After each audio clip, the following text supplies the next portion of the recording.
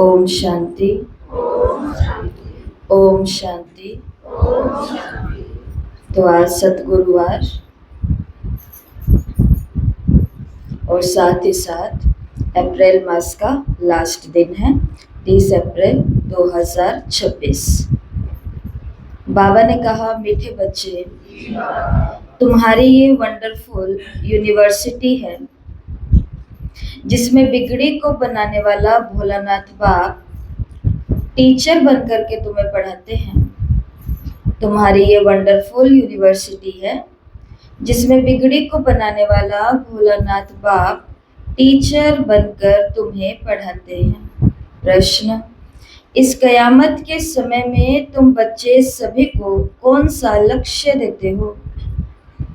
उत्तर, हे आत्माएं, अब पावन बनो। पावन बनने बिगर वापस जा नहीं सकते। आधा कल्प का जो रोग लगा हुआ है उससे मुक्त होने के लिए तुम सबको 7 रोज की भट्टी में बिठाती हो। पतितों के संग से दूर रहे, कोई भी याद ना आए, तब कुछ बुद्धि में ज्ञान की धारणा हो। तब जाके भी बाबा ने कहा कुछ बुद्धि में ज्ञान की धारणा हो। कब? जब पतितों के संग से दूर रहे, 7 रोज की भट्टी में बैठे, कोई याद ना आए, तब कुछ ज्ञान बुद्धि में धारण हो। तो 7 डे का कोर्स जो है उसे करने की भी विधि होती है। जिसने उस विधि से किया उसको फिर सिद्धि भी मिलती है। गीत है, तूने रात गवाई सो के, दिन गवाया खाए के। ओम शांति। ये बच्चों को किसने कहा? क्योंकि स्कूल में बैठे हुए हो तो जरूर टीचर ने कहा। प्रश्न उठता है, ये टीचर ने कहा, बाप ने कहा या सतगुरु ने कहा? ये वर्षांश किसने कहे? बच्चों की बुद्धि में पहले पहले ये आना चाहिए कि हमारा बेहद का बाप है जिसको परम पिता परमात्मा कहा जाता। तो बाप ने भी कहा, शिक्षक ने भी कहा, तो साथ साथ सतगुरु ने भी कहा। क्या कहा? तूने रात गवाई सो के, दिन गवाया खा के, हीरे जैसा जीवन कोड़ी बनता जाए। तो तीनों रूपों से परम पिता परमात्मा ने ये कहा। ये तुम्हारी बुद्धि में है। जो स्टूडेंट है और कॉलेज व यूनिवर्सिटी में टीचर पढ़ाते हैं उनको कोई फादर या गुरु नहीं कहेंगे। ये है भी पाठशाला। फिर यूनिवर्सिटी कहो या कॉलेज कहो, है तो पढ़ाई ना। पहले पहले ये समझना है पाठशाला में हमको कौन पढ़ाते हैं। बच्चे जानते हैं वो निराकार जो सभी आत्माओं का बाप है, सर्व का सद्गति दाता है, वो हमको पढ़ा रहे हैं। ये सारी रचना उस एक रचता की प्रॉपर्टी है। तो ये जितनी भी पाठशालाएं हैं, स्कूल है, यूनिवर्सिटी है, कॉलेज है, चाहे क्लासेस हैं, चाहे पाठशाला है, चाहे सब सेंटर हैं, चाहे सेंटर है, चाहे रिट्रीट सेंटर है, चाहे मधुबन है, बाबा ने कहा ये जितनी भी प्रॉपर्टी है ये सारी किसकी रचना है? रचने वाला वही है। किसी इंसान की बुद्धि से ये काम नहीं हो सकता। तो खुद ही बैठ करके फिर आदि मध्य अंत का राज बताते। तुम बच्चों ने जन्म लिया बाप के पास। तुम बुद्धि से जानते हो हम सभी आत्माओं का वो बाप है जिसको ज्ञान का सागर नॉलेजफुल कहा जाता। ज्ञान का सागर है, पतित पावन है। ज्ञान से ही सद्गति होती है। मनुष्य पतित से पावन बनते हैं। अब तुम बच्चे यहाँ बैठे हो और कोई स्कूल में किसी को ये बुद्धि में नहीं रहता कि हमको ज्ञान का सागर निराकार बाप पढ़ा रहे हैं। ये यहाँ ही तुम जानते हो, तुमको ही समझाया जाता है। खास भारत और आम सारी दुनिया में ऐसे कोई भी नहीं समझेंगे कि हमको निराकार परमात्मा पढ़ाते हैं। उनको पढ़ाने वाले हैं ही मनुष्य टीचर। और फिर ऐसा भी ज्ञान नहीं है जो समझे कि हम आत्मा हैं, आत्मा ही पढ़ती है। अगर स्कूल के अंदर टीचर बच्चों को ये कह दे कि बच्चों आप सभी आत्माएं हो, तो सभी बच्चे टीचर का क्या बनाएंगे? मजाक बनाएंगे। और दुविधा की बात यहाँ पर आ चुकी है आज के समय में कि टीचर को भी कह दिया जाए, सभी टीचर्स को, कि आप आत्मा हो। बच्चों को आपको यही सिखाना है सबसे पहले। तो सबसे पहले तो कौन हंसने लग जाएंगे? टीचर ही हंसने लग जाएंगे। वो कहते हैं ये बातें स्कूल में बताएंगे क्या? ये बातें नहीं बता रहे हैं ना, इसलिए 4-4 5-5 साल के बच्चे भी क्राइम करने लग गए हैं, क्योंकि उनको बिल्कुल पता है मैं कौन हूँ, शरीर हूँ। टीवी में भी शरीर हूँ, मोबाइल के अंदर भी याद आ जाता है मैं शरीर हूँ, रिश्तेदारों के पास जाते हैं तो भी याद आ जाता है मैं शरीर हूँ, फिर स्कूल में जाते हैं वहां पर भी अब क्या याद रह गया? मैं शरीर हूँ। इसी के लिए पहले, बहुत बहुत बहुत काल पहले, बच्चा थोड़ा सा बड़ा होता था, माना इतना सा बड़ा होता था, तो उसको गुरुकुल भेज देते थे।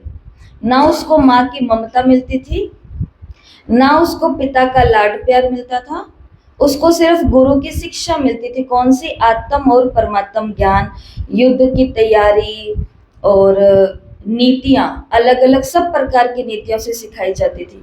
तो जब वो बिल्कुल 20-25 साल का समझदार बच्चा या बन करके तैयार हो जाता था, तब फिर वो अपनी मम्मी के पास और पापा के पास जाता था।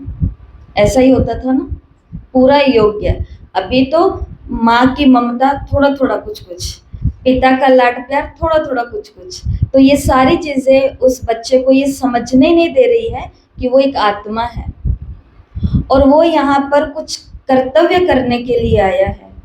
इसी के लिए बाबा ने कहा ऐसी कोई स्कूल नहीं है जहाँ पर कोई टीचर ये पढ़ाए कि हम आत्मा है कोई स्कूल ऐसी देखी आपने? ऐसी कोई स्कूल है और ऐसा कोई टीचर देखा? नहीं है।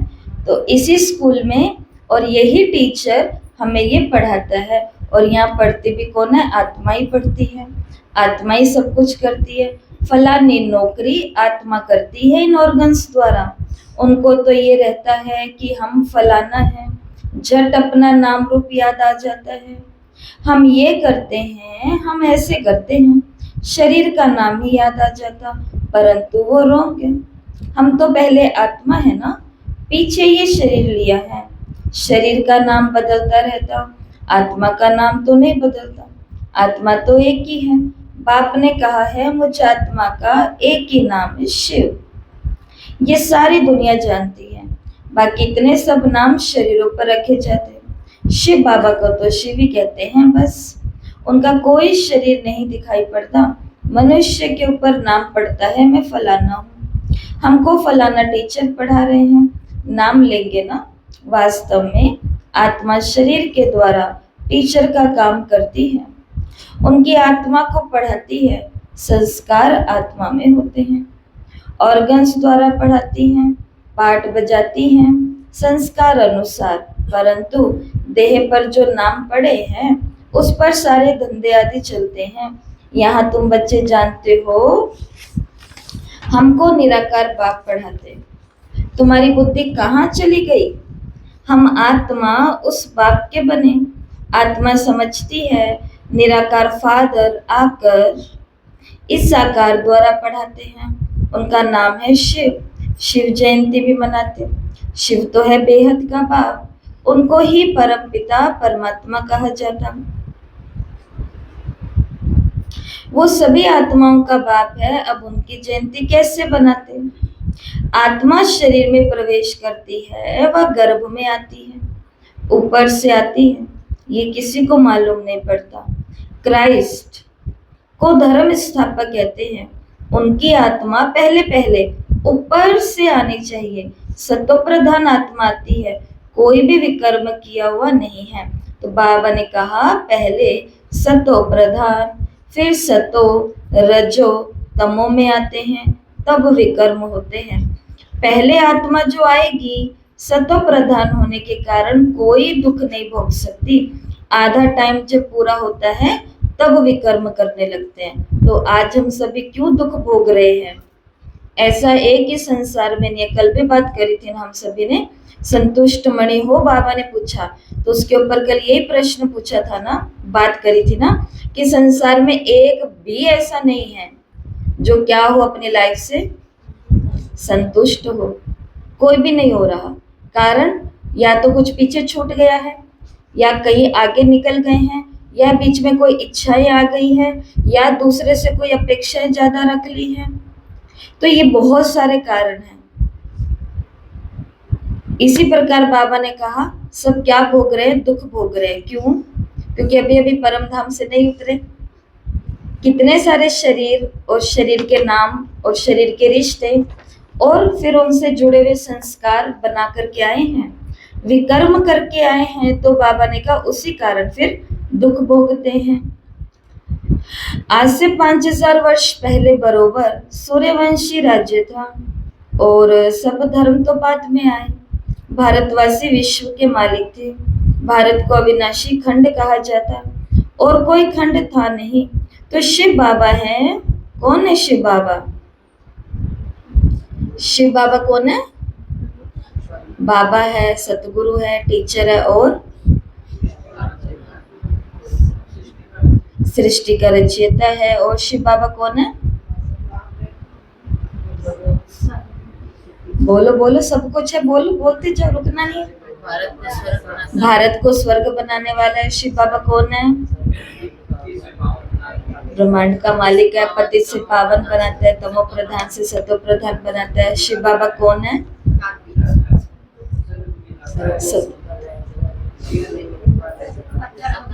पत्थर को पारस बनाते हैं, सबको लेके दिव्य गुण। जब तक हमारे वाला नहीं आएगा जो बाबा ने कहा तब तक चालू रखो। आदि मध्य अंत के ज्ञाते हैं, सत्यम शिवम सुंदरम है। कालों के काल महाकाल है, काल के पंजे से छुड़ाने वाले हैं। अकाल तख्त है, अकाल मूर्त है। ब्रह्मा विष्णु शंकर त्रिमूर्ति है शिव। तो आज का होमवर्क, सतगुरुवार का होमवर्क है, शिव बाबा के पूरे 32 गुण सभी को याद होने चाहिए। शिव बाबा के 32 गुण पूरे याद होने चाहिए। इसमें कोई नहीं बच सकता। ओके, जिनको लिखना भी नहीं आता उनको भी ये होमवर्क करना है। तो शिव बाबा कौन है? बाबा ने कहा मैं बिगड़ी को बनाने वाला। भोलानाथ शिव कहा जाता है, ना कि शंकर। तो शिव बाबा है बिगड़ी को बनाने वाला। भोलानाथ शिव बिगड़ी को बनाने वाला है। शिव और शंकर एक नहीं है, अलग अलग हैं। ब्रह्मा विष्णु शंकर की कोई महिमा नहीं है। महिमा सिर्फ एक शिव की ही है जो बिगड़ी को बनाते हैं। ऊपर वाले बनाता है ना बिगड़ी को, तो बिगाड़ते कौन है? नीचे वाले बिगाड़ेंगे और वो ऊपर वाला बिगड़ी को बनाएगा। फिर हम बिगाड़ेंगे, फिर वो बनाएगा, फिर हम बिगाड़ेंगे, फिर वो बनाएगा। ऐसा तो नहीं है ना? जैसे जगदीश भाई जी कहते थे कि हमने ठेका लिया हुआ है बिगड़ने का और उसने ठेका लिया हुआ है बिगड़े को बनाने का। ऐसा तो नहीं है ना? नहीं है ना ऐसा? ऐसा नहीं है। तो बिगड़ी को बनाने वाला जो पतित दुनिया है, अब उसको पूरा का पूरा उसे पावन बनाना है। किसकी मदद से? हम सेना जो उसने तैयार करी है हमारी मदद से। तो हमें अपनी टेंशन से उसको फ्री करना है कि हमारी बिगड़ी को आपको नहीं सोचना, हम आपके बन गए, मतलब हमने अपनी बिगड़ी भी बना ली, अच्छा कर दिया हमने। शिव बाबा ने कहा, कहते हैं बाबा क्या कहते हैं कि मैं साधारण बूढ़े तन में आता हूँ। इसने 84 जन्म पूरे किए, अब खेल पूरा हुआ। ये पुराना चोला, पुराने संबंध भी खलास हो जाने वाले हैं। अब किसको याद करे? खत्म होने वाली चीज को याद नहीं किया जाता। नया मकान बनता है तो फिर पुराने से दिल हट जाती है। ये फिर है बेहद की बात।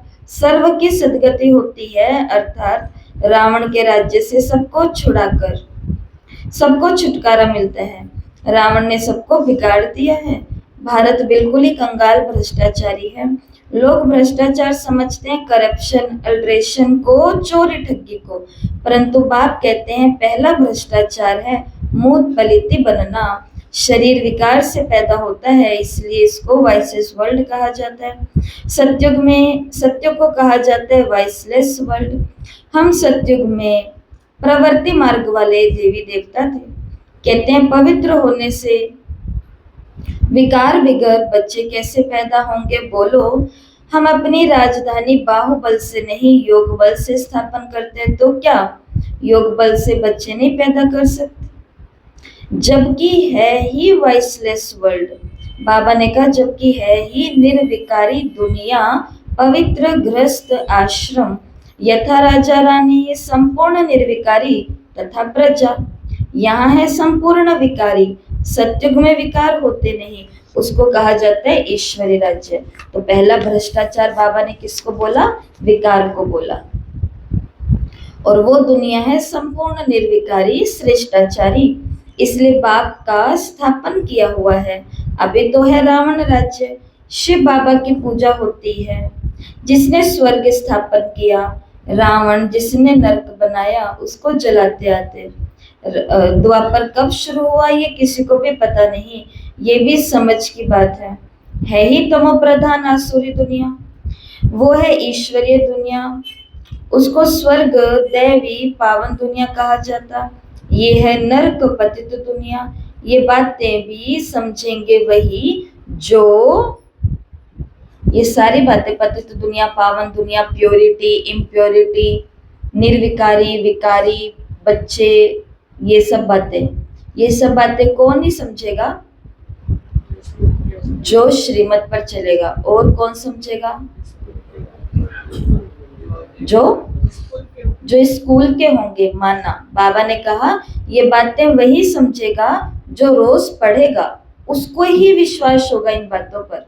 जो रोज मुरली में पढ़ेंगे कि एक दुनिया आने वाली है, जो दुनिया निर्विकारी दुनिया होगी, जहां पर खान पान, रहन सहन, आहार व्यवहार सब कुछ कैसे होंगे?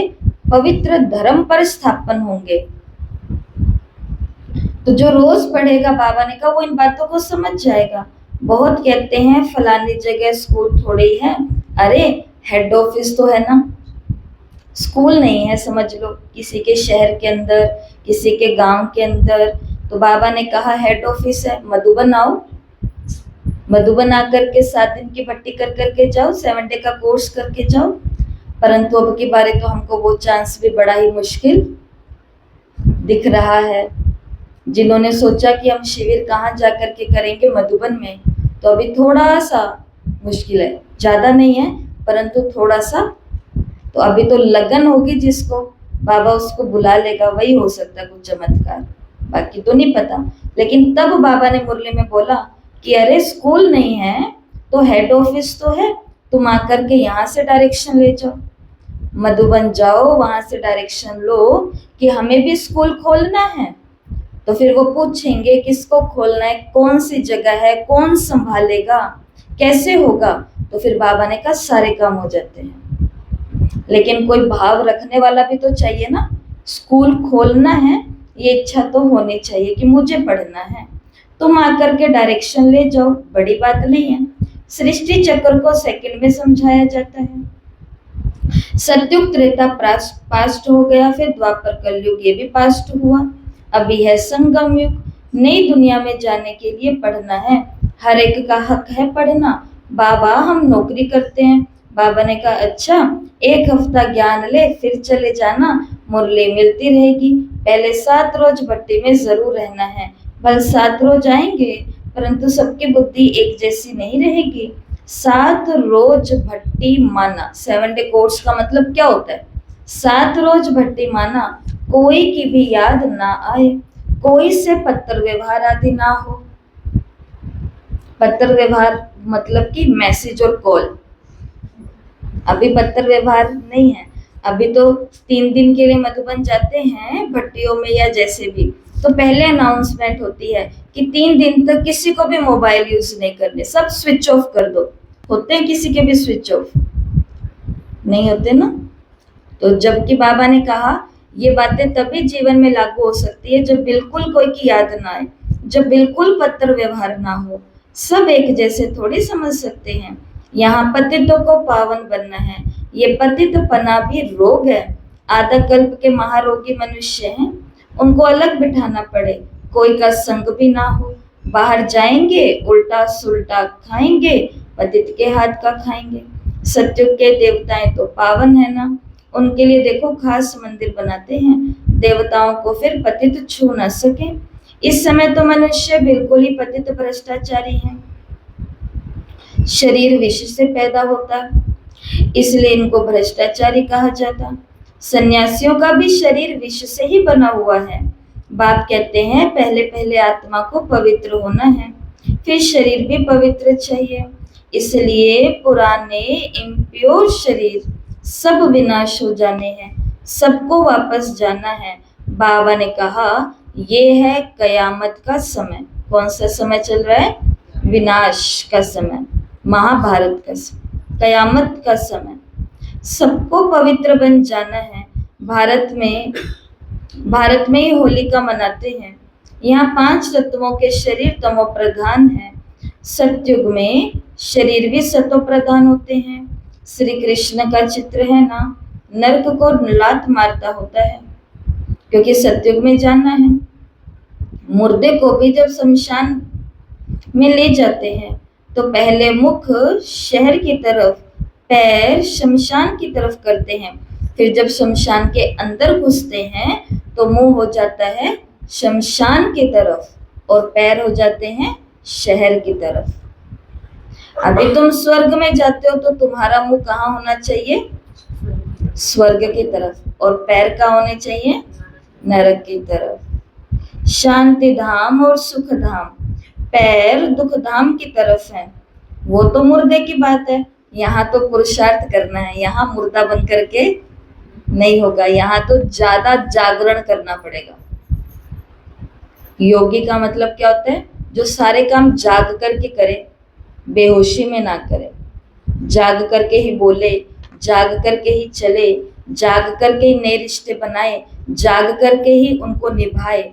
जागते हुए ही सारा का सारा आत्मा, स्वमान, योग, और जब ये सारे काम बेहोशी में होते हैं, कर तो रहे हैं, चल तो रहे हैं, हो तो रहा है, तो बाबा ने कहा तो ऐसे मुर्दे की बात यहाँ नहीं है। यहाँ तो क्या करना होता है? बोलो क्या करना होता है? यहाँ पर पुरुषार्थ करना होता है। तो पुरुषार्थ मरे हुए से हो जाएगा पुरुषार्थ कि चलो भाई बहुत दिन हो गई मुरली नहीं सुनी। रोज कहते थे मुरली सुनो, मुरली सुनो। आज निकलता हूँ बाहर और जा करके मुरली सुन के आता हूँ। कुछ हो सकता है उस आत्मा का? कुछ नहीं हो सकता। जिंदा का तो हो सकता है। क्यों हो सकता है? क्योंकि पुरुषार्थ करने के लिए माध्यम मिला हुआ है, इसके लिए कर सकता है। बाबा ने कहा यहाँ पुरुषार्थ करना होता है। स्वीट होम को याद करते करते तुम आत्माएं स्वीट होम में चली जाएंगी। ये है बुद्धि की प्रैक्टिस। ये बाप बैठ सब राज समझाते हैं। तुम जानते हो अभी हम आत्माओं को जाना है घर। ये पुराना चोला, पुरानी दुनिया है। नाटक पूरा हुआ माना 84 जन्म पाठ बजाया। ये भी समझाया है कि सब 84 जन्म नहीं लेते। जो आते ही बाद में हैं और धर्मों में हैं तो जरूर उनके जन्म कम होंगे। इस्लामी से बौद्धियों के कम है, क्रिश्चियन उनसे भी कम है। गुरु नानक के सिख लोग आए, वो तो अभी ही हैं। गुरु नानक को 500 वर्ष हुआ, वो थोड़े 84 जन्म लेंगे। हिसाब किया जाता है ना, 5000 वर्ष में इतने जन्म, तो 500 वर्ष में कितने जन्म हुए? 12-13 जन्म। क्राइस्ट के 2000 वर्ष होंगे तो उनके कितने जन्म होंगे? आधा भी कम हो जाएंगे। हिसाब है ना, इसमें कोई कितने एक्यूरेट नहीं हो सकते हैं। माना बाबा ने कहा पूरा ऐसा एक्यूरेट ही नहीं है कि 12 ही जन्म लेंगे, 13 ही जन्म लेंगे, 40 ही जन्म लेंगे, 42 ही जन्म लेंगे। बाबा ने कहा ऐसे नहीं है। इन बातों में डिबेट करने में जास्ती टाइम वेस्ट नहीं करना है। तुम्हारा काम है बाप को याद करना। फालतू बातों में बुद्धि नहीं जानी चाहिए। बाप से योग लगाना है, चक्र को जानना है।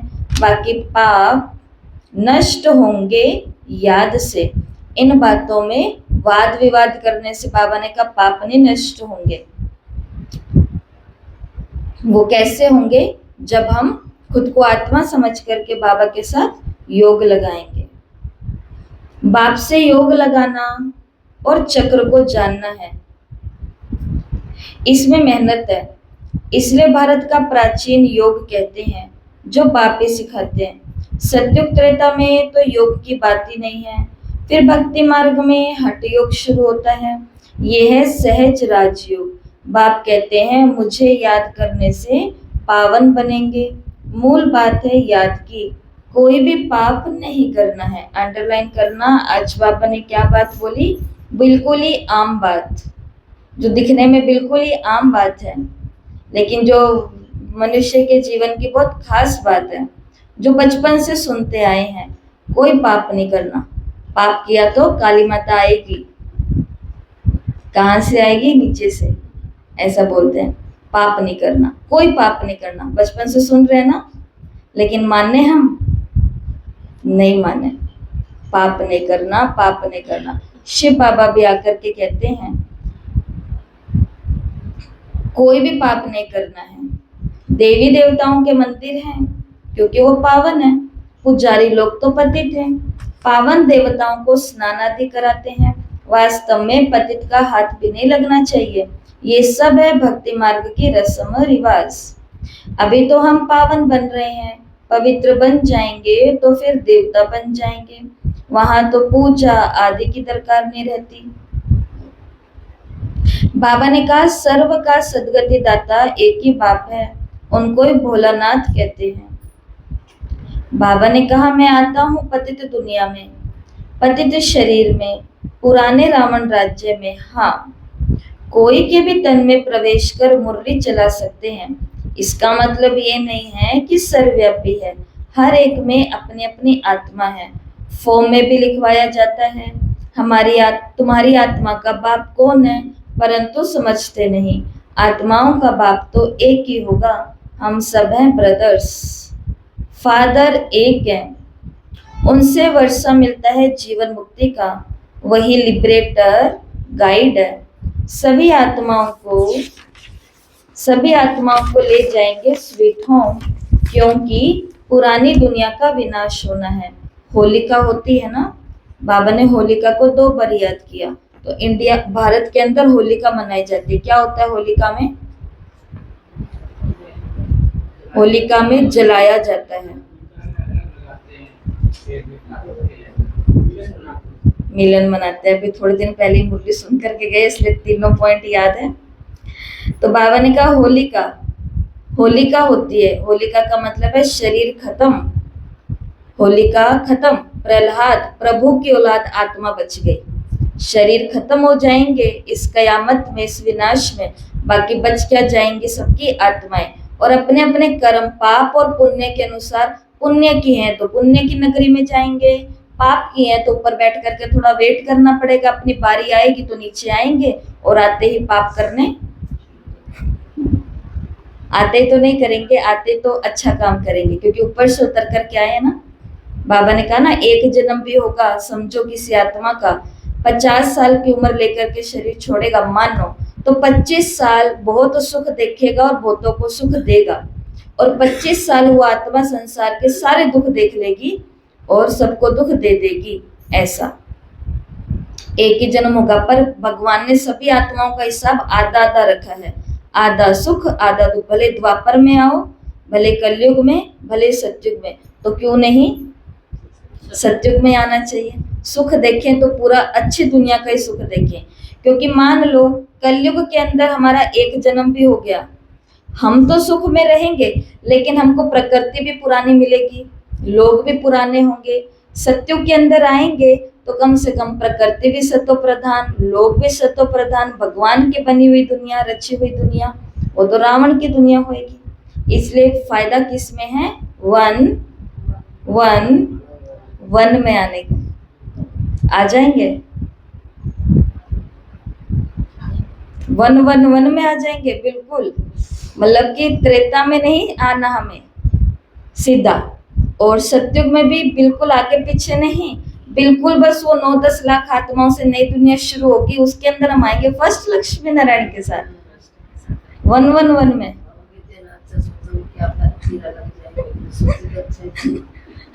जैसा सोचोगे वैसा बनोगे। तो होलिका होती है ना, लेकिन पुरुषार्थ, खाली सोचने से काम नहीं चलता, उसके लिए कुछ करना भी पड़ेगा। मम्मी मेरे को तो डॉक्टर बनना है, मेरे को तो डॉक्टर बनना है, मेरे को तो डॉक्टर बनना है। मम्मी कहती है कि चलो भाई नाश्ता पानी हो गया, जाओ अपने रूम में अब जा करके किताबें पढ़ो। तो इतने में रूम में जा करके देखा तो बच्चा कहाँ है, बच्चा बेहोशी में है, निद्रा लोक में पहुंचा हुआ है। बन जाएगा डॉक्टर, बनेगा, पर कहाँ बनेगा, सपने में बनेगा। उसके लिए तो शादी ब्याह मुरादी इधर उधर पार्टीज दोस्त तेरा मेरा मस्ती मौज सबको एक बारी के लिए ब्रेक देना पड़ेगा। इतने में अच्छे संस्कार भी बन जाएंगे साथ साथ में। तो बाबा ने कहा होलिका होती है ना, शरीर सब खत्म हो जाएंगे, बाकी आत्माएं सब वापस चली जाएंगी। सतयुग में तो फिर बहुत थोड़े होंगे।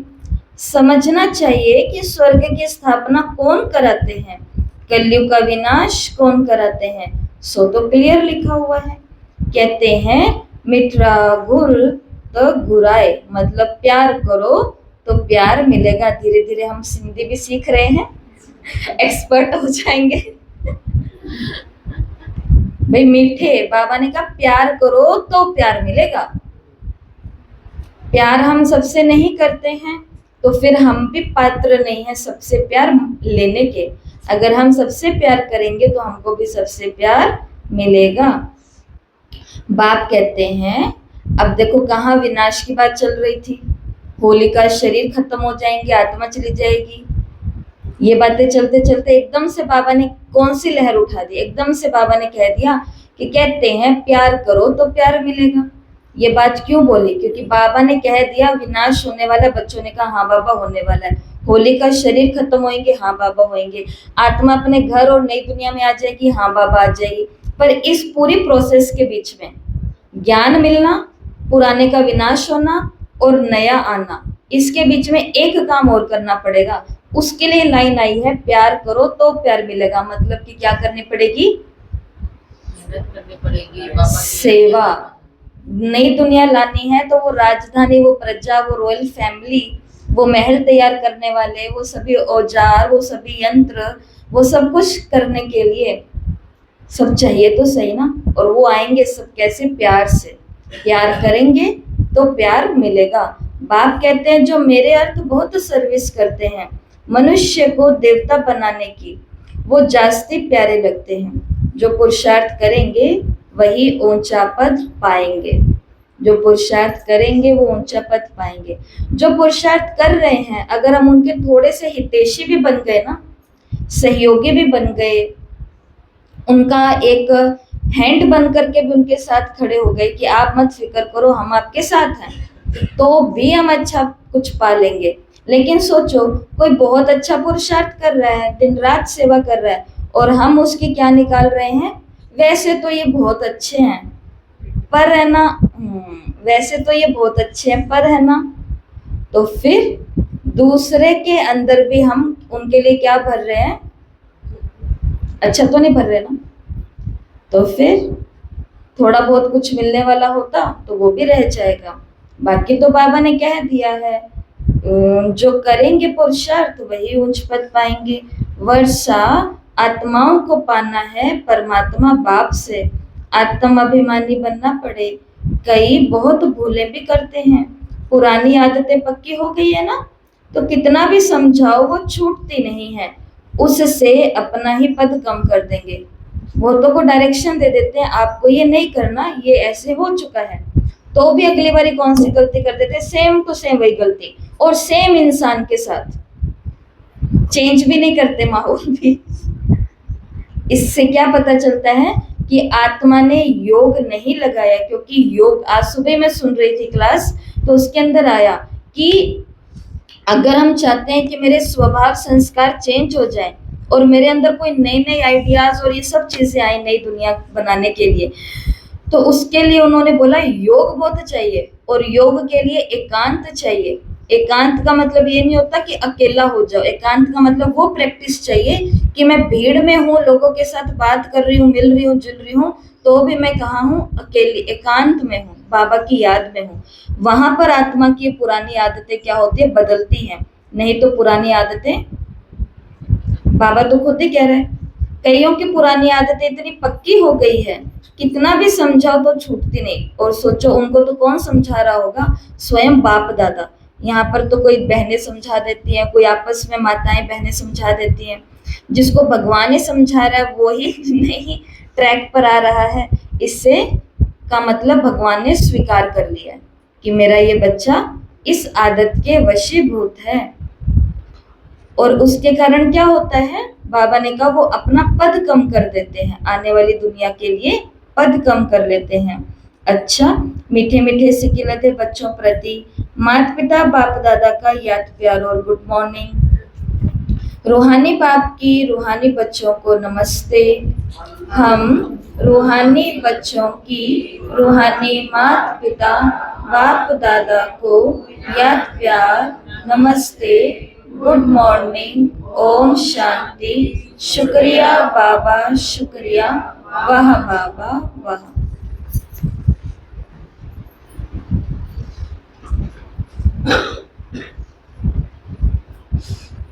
धारणा के लिए मुख्य सार पहला, किसी भी बात में, डिबेट आदि में अपना टाइम वेस्ट नहीं करना। कोई कहता है उसके इतने जन्म होंगे, कोई कहता है पशु की आत्मा कहाँ रहती है, कोई कहता है फिर इस ज्ञान से ये हो जाएगा क्या, वो हो जाएगा क्या, हमारा ऐसा हो जाएगा क्या। बाबा ने कहा जो फालतू की बातें हैं, जिनका योग ज्ञान से कोई लेन देन नहीं है, बाबा ने कहा ऐसी किसी भी बात में डिबेट करने में अपना टाइम वेस्ट नहीं करना। व्यर्थ की बातों में बुद्धि जास्ती ना जाए। जितना हो सके याद की यात्रा से विकर्म विनाश करने हैं। आत्मा अभिमानी रहने की आदत डालनी है। तो नई आदत बनानी है, और वो आदत कौन सी है, आत्मिक अवस्था में रहना, सोल कॉन्शियस होकर के रहना। कल भी आपको बताया था, जो जितना आत्म अभिमानी होकर के रहता है तो परमात्मा से हुई प्राप्तियां उसको याद रहती हैं, और जिस आत्मा को प्राप्तियां याद रहती है वो आत्मा बिल्कुल संतुष्ट रहती है। उसको किसी से कुछ भी नहीं चाहिए, क्योंकि उसको याद है कि अरे भगवान ने तो मुझे सब कुछ ही दे दिया, वो खुद मिल गया, इसका मतलब मुझे तो संसार का सब कुछ मिल गया। तो अब कौन सी नई आदत बनानी है हमें, आत्मा की स्थिति में रहना, आत्म अभिमानी रहना, सोल कॉन्शियस रहना। सोल कॉन्शियस रहने का मतलब है मैं शांत स्वरूप आत्मा, मैं पवित्र स्वरूप आत्मा हूँ, मैं आनंद स्वरूप आत्मा हूँ, मैं ज्ञान स्वरूप, मैं शक्तिशाली प्रेम स्वरूप आत्मा हूँ। तो ये होते हैं आत्माभिमानी स्थिति। दूसरा, इस पुरानी दुनिया से अपना मुंह फेर लेना है। तो अपने को भी उल्टा पड़ जाना है, जैसे उसको डेड बॉडी को घुमा देते हैं, हमें भी अपने आप को थोड़ा रोटेट घुमा देना है। तो जो मुंह दुनिया की तरफ लगा के रखा, अर्थात उम्मीदें इधर जो लगाई हुई है, वो अब अपने घर से और सुख धाम से लगानी। अब जो भाई सुख मिलेंगे यहाँ नहीं मिलने, सारे सुख कहाँ मिलेंगे, वहीं मिलेंगे। और एक दिन, थोड़े दिन, 10-15 दिन पहले तो बाबा ने मुरली में बिल्कुल ही साफ कह दिया कि तुम्हें कोई बोले कि हमें शांति मिले, बाबा ने कहा उनको ये बता दो कि शांति तुम्हें यहाँ पर नहीं मिल सकती, शांति तो मिलेगी बच्चे शांति धाम में। तो जब इधर मुंह करने से शांति मिलेगी नहीं, तो मुंह किधर कर लेना चाहिए, उधर ही जहाँ मिलेगी शांति, भगवान ने जब कह ही दिया है। तो बाबा ने कहा अपना मुख फेर लेना चाहिए इस पुरानी दुनिया से, शांति धाम और सुख धाम को याद करना है। नया मकान बन रहा है तो पुराने से दिल हटा लेनी चाहिए। नया मकान कहाँ बन रहा है आपका, कितनी जमीन में, कितना कितना बीघा और कितना ये और कितना वो, क्या होता है, कितना स्क्वायर फीट में बन रहा है आपका नया मकान? 500 फुट चौड़ा, 500 फुट लंबा। ये तो बहुत छोटा है, छोटा है। बाबा ने अब एक तो मुरलियों में बताया है, जयपुर से लेकर के दिल्ली तक एक महल होएगा। कितना हो गया ये, 600 किलोमीटर। देख लो, अभी तक तो नक्शे भी नहीं तैयार हुए, कुछ नहीं हुए। उस बाबा ने कहा आने वाली नई दुनिया जो है ना, उससे अपनी दिल लगानी है, पुराने से दिल हटा देनी है। वरदान,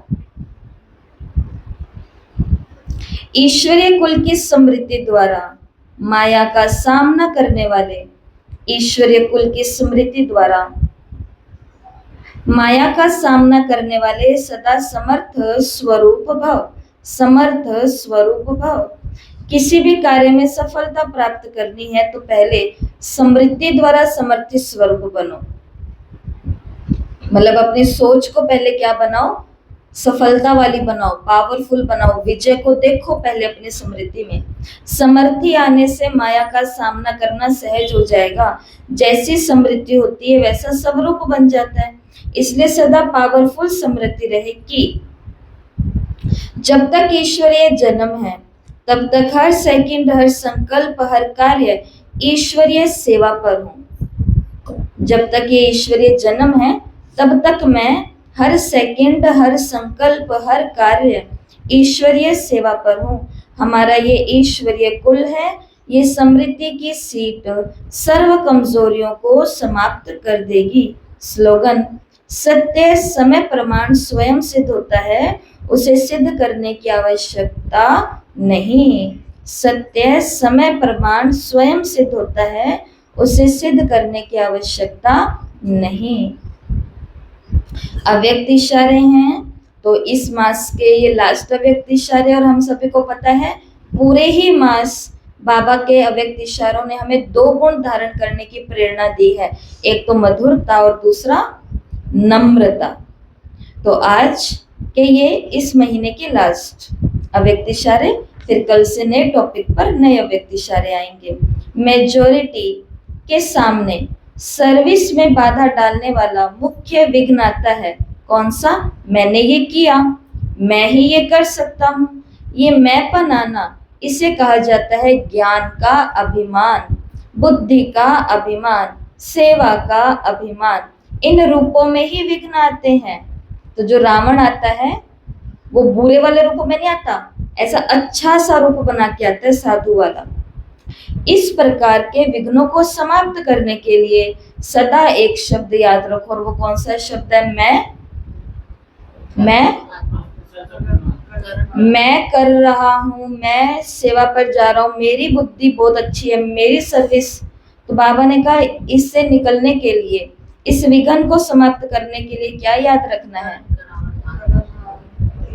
करण करावनहार बाबा और मैं निमित्त हूँ। बाबा ने कहा क्या याद रखो? मैं निमित्त हूँ। निमित्त बनने से ही निराकारी, निरहंकारी और नम्र चित्त निरसंकल्प अवस्था में रह सकते हैं। यही धारणाएं वायुमंडल को भी निर्विघ्न बना देगी। नहीं तो आपस में ही लड़ते झगड़ते रहेंगे, मैंने ये किया, मैंने ये किया, तूने ये किया, मैंने ये किया। तो बाबा ने कहा वायुमंडल को निर्विघ्न बनाना है, तो उसके लिए क्या समझो? किसी ने नहीं किया, सब कौन है यहाँ पर? निमित्त है। किसके काम पर लगे हुए? उस एक के काम पर लगे हुए। कोई यहाँ किसी का काम नहीं कर रहा। अगर चलते चलते किसी के मन में आ जाए मैं ये कर रही हूँ, किसी के मन में आ जाए हम तो भाई इनका कर रहे हैं, इनका ऑर्डर मानते हैं, तो ये दोनों ही बातें रॉन्ग है। ना मैं कर रही हूँ, ना कोई समझे कि मैं इनका कर रहा हूँ। हम सभी मिलकर के किसका कर रहे हैं? उस एक का कर रहे हैं। जैसे एक सेना के अंदर कमांडर होता है जो कमांड देता है सभी को, सेनापति होता है, फिर कुछ आर्मी वाले होते हैं, कुछ बंदूकें रखने वाले होते हैं, कुछ जगह बताने वाले होते हैं, दुश्मन कहाँ है, किस रूप में है, कितनी दूरी पर है। ये सभी ऊपर से ऊपर एक दो को इंफॉर्मेशन देते रहते हैं। इसका मतलब ये थोड़ी ना है कि बिल्कुल जो दूर बैठा ये देख रहा है कौन कहाँ तक पहुंचा, तो ये उसका नौकर है जो वहां बैठ करके ये बताएगा कि भाई तुम देखो कौन क्या कर रहा है। ये सारे के सारे किसकी सेवा में लगे हुए हैं? भारत माता की सेवा में लगे हुए हैं, देश की सेवा में लगे हुए हैं, कोई एक दूसरे की। तो ना सेवा करने वाले को ये आना चाहिए कि मैं ये कर रहा हूँ, मेरी बुद्धि बहुत अच्छी है, ना ये आना चाहिए कि इनका कर रहा हूँ और उनका कर रहा हूँ और इनके लिए कर रहा हूँ। हम सब किसके लिए हैं? उसी के लिए, ठीक है, निमित्त है। और आज का स्वमान मैं सदा समर्थ आत्मा हूँ। ठीक है, ओम शांति।